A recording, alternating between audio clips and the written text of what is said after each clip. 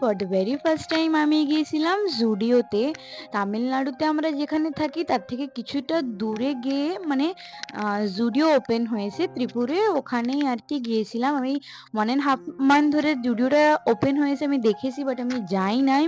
তো অনেক দিনের অপেক্ষার পরে ফাইনালি আমি জুডিওতে গিয়েছি আর আমার অনেকটা ভাল লাগছিল। আমি মানে জুডিওর বিষয়ে এত ইউটিউবে ভিডিওস দেখেছি, মানে তোমাদেরকে কি বলবো আর।